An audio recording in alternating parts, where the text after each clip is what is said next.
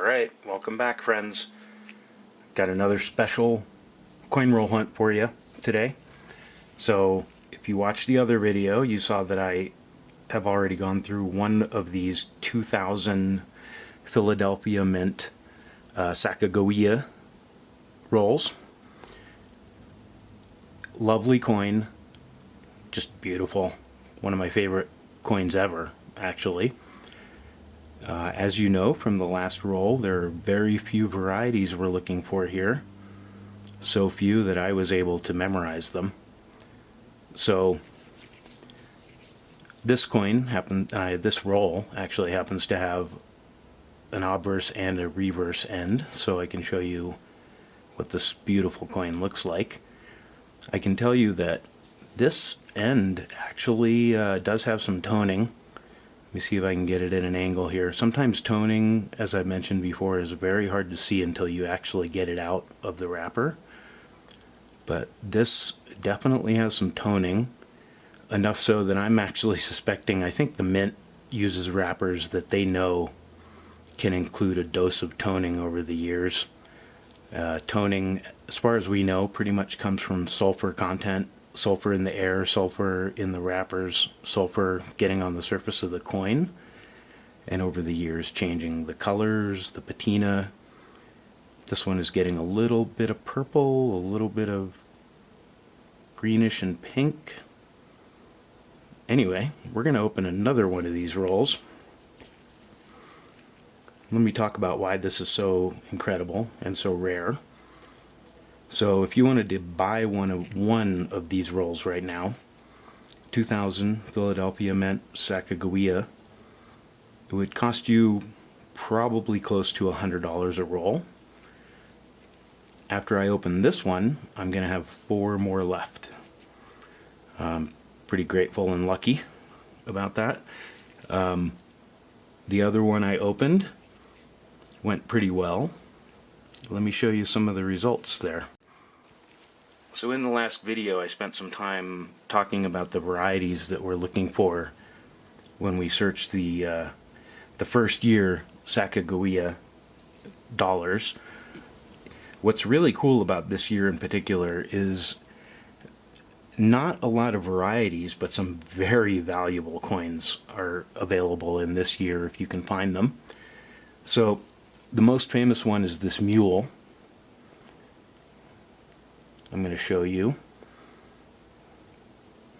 So this Mule was struck with a Washington head on one side instead of Sacagawea, and the proper reverse, and we call it a mule because it's got the 2 parts that were not originally meant to be joined. So the Mule variety is one of them. The other one is the Cheerios variety. That's the one with the extra detail in the tail feathers that I showed you. And then another one is the Wounded Eagle. That's from either a die crack or a die gouge. An imperfection, basically, that shows up on the eagle's chest. I'll show you that one right here. And then, if you're actually listening and paying attention to this, I'm going to show you one more variety that I actually discovered, and you probably won't be aware of it unless you actually do some heavy research. So this other variety that I found is actually called the Experimental Rinse. And the Experimental Rinse is actually more rare than the Mule. There's less than 10 known. It's not an incredibly expensive error. I wouldn't even say it's an error. The Experimental Rinse was just that these coins were originally plagued with spotting when they were figuring them out in patterns and before they actually went to mint. They did different things, coating them with chemicals, dipping them to try to prevent spots from forming. They even impregnated them. But one of the things they did, apparently, and it was discovered, if I remember correctly, in 2005, was these experimental rinse coins that basically just creates a dull brown coin. So it sounds like it would be fairly easy to spot. I've never seen one in real life. I saw the pictures. It literally just looks like more like a kind of a brown penny color. And it looks more like a brown penny color, and it just kind of has a look to it almost like it was rinsed, the few examples that I saw. So anyway, that's a fourth variety to look for. So I'm going to be opening this roll, and besides spectacular specimens, mint state 68, 69, I'm going to be looking for the famous mule. Pretty cool, right? So I wanted to take a second and just show you what I found in that other roll I opened, because I can't really complain about any of that. So this would be the one that actually is in the third best condition from that roll. Just like it says, this is a possible mint state 68. I'm struggling to find many marks on it whatsoever from other coins. So this clearly has no wear from circulation, as expected from a mint roll. But it's gorgeous, and these other examples are even better. So there's that one. And this one is a possible 68, possible 69. I know a lot of people will doubt that immediately. I'll try to give you a really good look at it. It has the original kind of finish, that luster on top of the luster. It's not like a haze, it's more like a really amazing sheen, like a wax job on top of a really good paint job. It's difficult to describe. Hopefully you can see some of that. I'll zoom in for you. So that's really nice. The reverse on most of these is pretty spectacular. It's the front usually that's messing up the grade for some of these. But you can see that cartwheel luster, see the little hourglass as I turn it? Another one with barely a mark on it. And remember that coins are graded at about 5 power, and what they do is they rotate them under a direct light source. And just so you know, this is not a single light source happening here. This is mostly diffused light from the sun with some interior light. So I have this balanced to show better color, but this is not the type of light you would grade a coin in. So I'm just trying to show you how amazing this is, and believe it or not, the next coin, even better. So this was nearly the winner from that other roll. This is the clear winner for me. This one you should be able to see that amazing sort of luster on top of luster. Look at that hourglass that happens in multiple parts there. This coin is amazing. Somehow it escaped being smashed on the edges, in the middle. Same thing on this side, just a brilliant hourglass. I actually think this coin might grade at 69. It is so hard to get a 69 grade.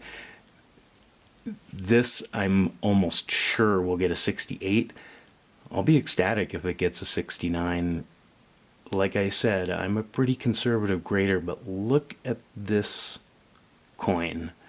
If you've been collecting for a long time, then you really know what you're looking at here.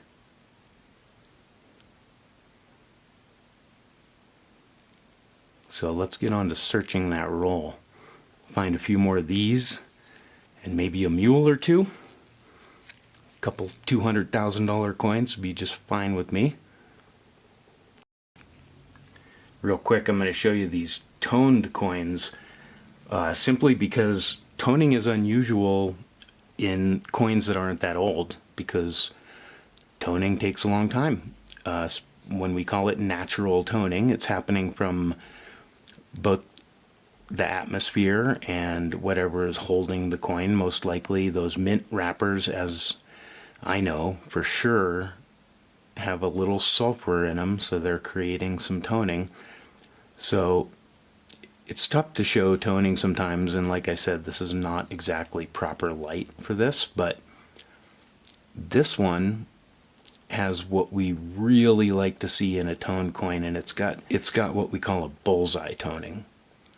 So it's got a concentric circle starting from the rim of color going towards the middle. Very pleasant, really nice eye appeal. As that gold gets deeper in the middle, it's circular, so it's going to highlight the middle of the coin. Very desirable type toning. The front of this is not toned, as is so often with coins. I would say this coin is maybe a 66, MS66. It also has that really nice luster, but this one has some marks on it. And these modern coins, they're expected to be better strikes, better condition when new for circulation. So this in an older coin would probably be a 67 or a 68, but this is probably a 66 for this coin, and toned, beautiful. And then this one was the end coin, and I didn't mention that that other one was also the other end coin, and this one picked up some toning from where it was closer to the paper. So if you can see the toning in this, you'll see at the edges it's got a pattern of colors that's directly from the mint paper. So I know toning is a hard thing to show, so but anyway, trust me, that's toned. It's got some nice toning actually. So the reverse is just a little bit toned in the deeper gold. I think this one's better. This one's maybe an MS67.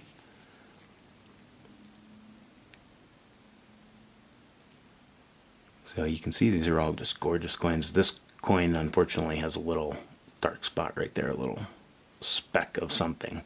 And it's not something I was able to flick off of the coin. It didn't look like it's on the surface. It looked like it's really corrosion in the coin, a little spot. All right, let's open this roll. Wish me luck.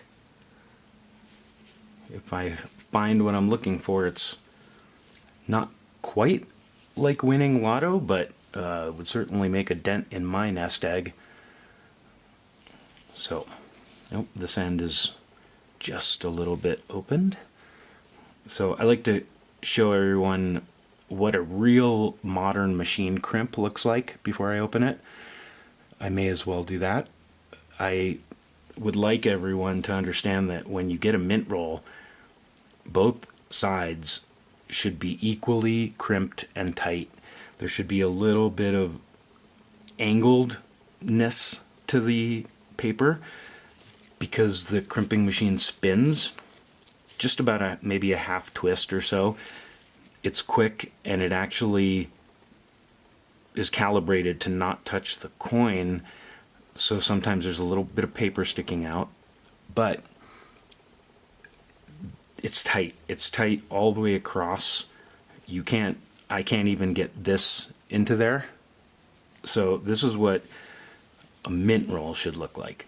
If you see a mint roll online and someone claims that it's fresh and unopened, and parts of this are flat, just flat, crushed flat, it's rock hard. It would either have to be dropped onto something very, very hard to do that, or it's been opened and rewrapped. And there are ways to rewrap them. They're never going to be as tight as original, but I'm going to do a video on that because I do have a little tool for doing that.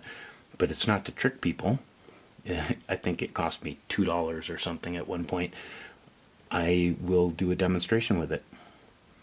So let's get this open.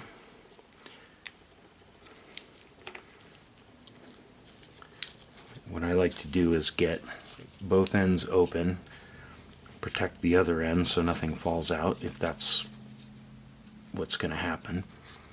So I actually am in no hurry when I do this. I am being extraordinarily careful because, like I said, I could actually, just with this little bamboo stick or with the rubber gloves even, that 69, the MS69 coin I showed you that's possibly an MS69, if I accidentally brushed against that at just the wrong angle, even with these rubber gloves, I could turn that into a 68 coin. So let's hope what we see is a Washington head. If you've been paying attention, you know why I'm hoping to see that. I'm extraordinarily careful about the coins touching each other. So once it's out, I don't want a lot happening there. So usually those end coins are toned. Let's just start looking. I'm very careful about not dropping them on top of each other. All I'm going to do now is separate them, but that way also, if we happen to have the magical Washington head, nope. If there's a Washington head in here, it's the mule we're looking for, so let's look for that first. And then I'll go through them and show you what I found here. But like I said, some of these might be in better condition than my old eyes can see from this distance.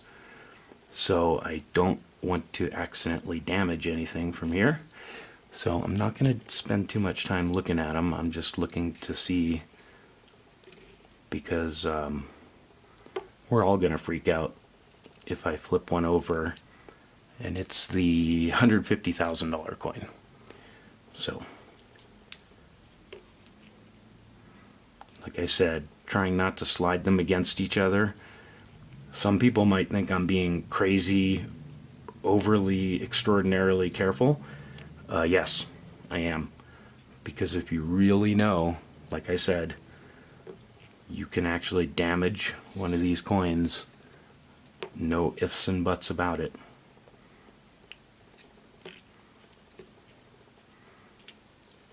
Nope.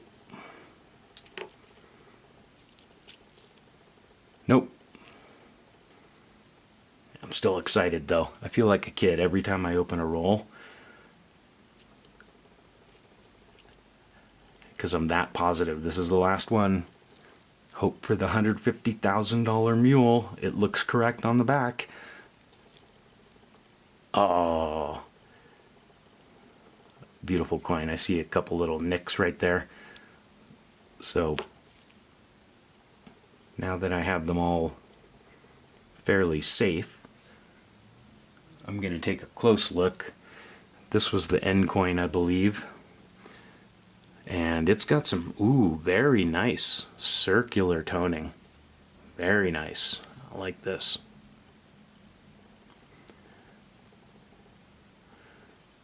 Let's see if I can get that for everyone. This is a nice end coin. It hasn't taken much contact from outside things. Boy, it's really hard to show the toning. Maybe from the side a little bit. It's got some blue and green and pink on the edges. It's really nice. Just like one of the end coins in the other roll. Really took some nice toning on the obverse. The reverse of this is a little bit toned. It's also beautiful. Barely a mark on it.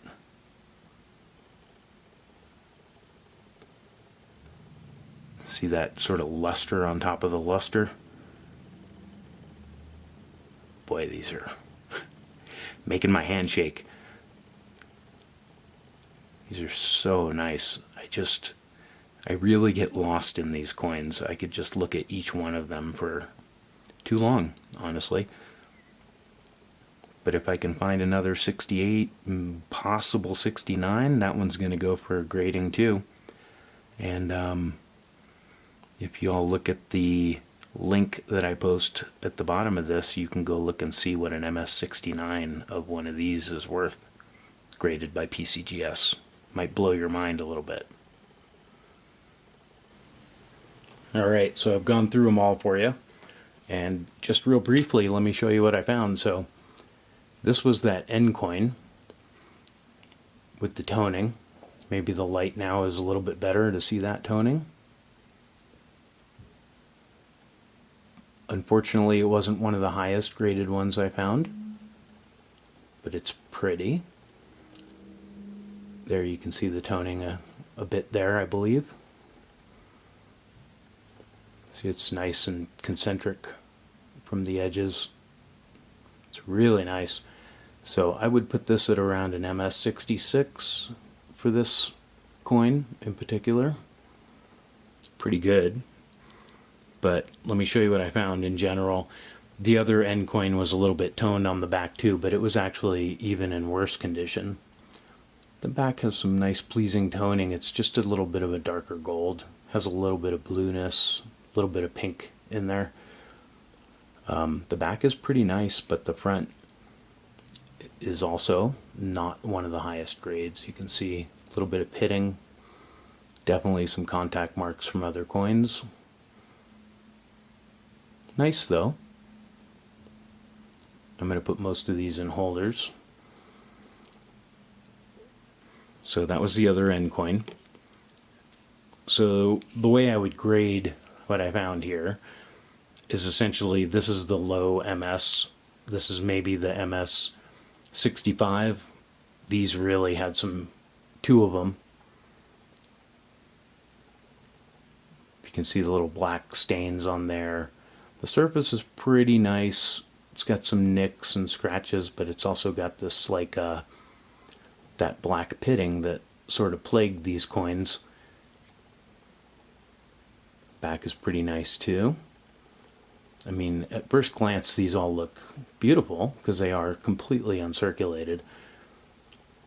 But believe it or not, this is the low grade coin from this roll. So there were two like that I would put it around a MS65 for this series, MS64 maybe. This row here is more like the MS65 for real, the MS66 maybe. These are all kind of MS66, very, very nice. Definitely not worth grading. You can see, I got the reflection right on this one, you can see contacts in the field there. In general, pretty nice. At first appearance it might look worse than the other ones I was showing you, but in general, no, it's MS66-ish. So, not worth grading, but a beautiful coin. No one should complain about having stuff like that in their collection. I don't. Maybe I'll give a few of these away when I hit 1,000 subscribers. Give away some cool stuff. Anyway, so that's more like the MS66. These are the maybe MS67. These four are the low grade of that. These three are the more realistic potential MS67 coins. And by the way, for those of you feeling anxiety the way I'm holding this coin, if it falls, there's a mat below it. So don't worry. So you can see this coin is substantially better than that last coin I showed you. See that surface has that luster on the luster. Hardly a contact mark on it. You can see just a couple tiny, tiny little marks in the field, the background, and what we call the devices, the actual images on the coin. And the reverse of this is equally amazing. Now in that previous roll, I found a maybe MS69. In this roll, I think it's more realistic to say that I found a maybe MS68, and that is this one single guy up here, single woman up here. That didn't come out correct. But Sacagawea on this one, you can see has barely a mark. It's really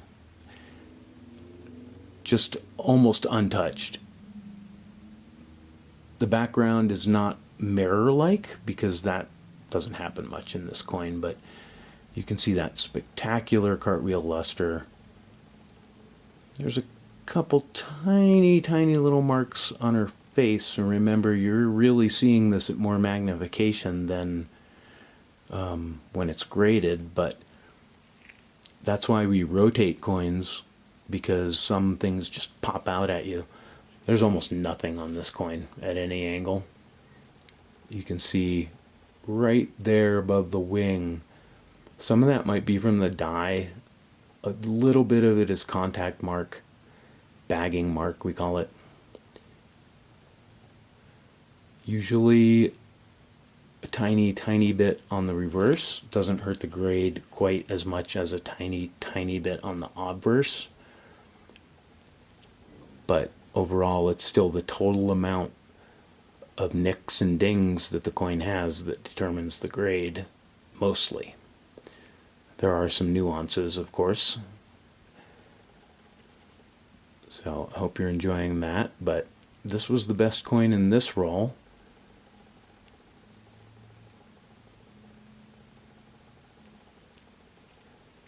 So I'm going to do another one of those rolls soon. I got 4 more. Wish me luck. I really want to find one of those mules. My name will be forever associated. And if that happens, you'll all find out my real name. Not that I'm hiding it from you. You can call me Neato. I'd say this is pretty neato. Thanks for watching. Please like, subscribe, hit that little bell. I have a bunch of shorts for those of you that have no attention span, like I often do. Please tune in. I just kind of get lost in coins, among other things, but I will teach you what I know about rolls, coins, everything. I'm pretty old. All right, be safe, everyone.